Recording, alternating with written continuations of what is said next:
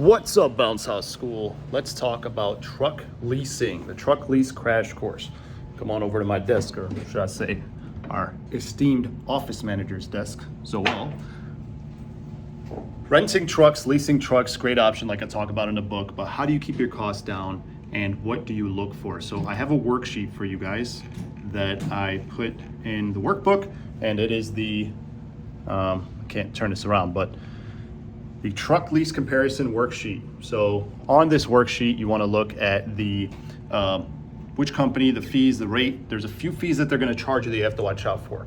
All right. So here's how it works. I've been renting from Penske. That company has had the lowest rates. Not always the easiest to deal with, but it's worked for us. They have a weekly option. So they charge us a weekly rate or a daily rate, depending on what we go with. All right. So that's number one. Then there's a mileage rate per mile. Okay. Then there is insurance. So I highly recommend the insurance. Your insurance probably won't cover it, and it's just a pain in the butt. Like I said in the book, we've used the insurance. I highly recommend it, even though it can get costly. And last but not least, there are taxes and like environmental fees and stuff like that. So what you want to do is you want to add all those fees up and see what is the approximate cost per week. And for me, every single time, it's like the cost of one, maybe two bounce houses per week.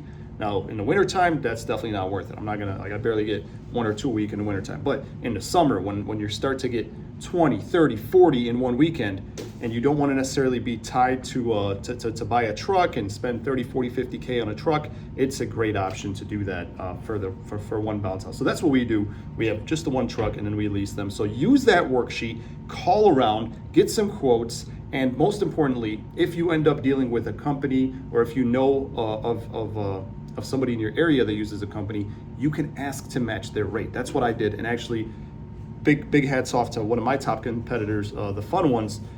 I actually met them at an event and I was like, dude, you guys are renting these Penske trucks. This is crazy, the cost. He's like, well, just tell them my company. So I called and I said, hey, I want the same rate as him. And they gave me a great rate. So in the vault, you'll see what I'm paying right now. I'll list that over.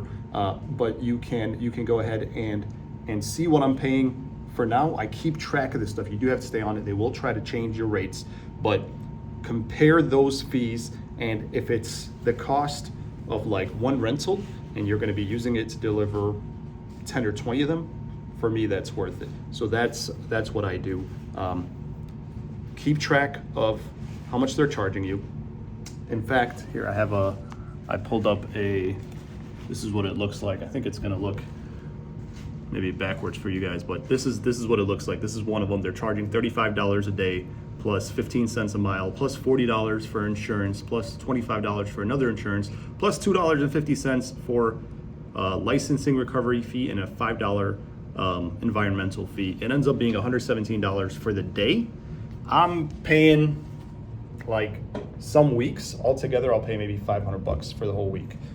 So for me, it might sound a lot for you if you're brand new. For me, it's totally worth it because I don't want to go out and buy a whole new truck, and I'll just use it in the wintertime or in the summertime and then just return it and I don't have to worry about it. So if you've made it this far in the video, comment your city and your state. And my call to action for you, your homework, is to get some quotes. Whether you're planning on doing this or not, you want to have this in your workbook.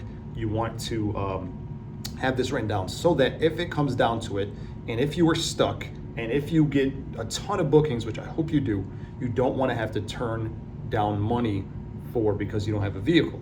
So for example, U-Haul, Penske, Enterprise, you should have like at least 3 companies, 4 or 5 companies, get their prices, and then you write them down in your workbook. And then when that day comes, you're like, boom, here's their number, let me call, here's what they quoted me last time.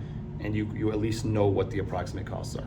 I hope this has been helpful. See you guys on the next one.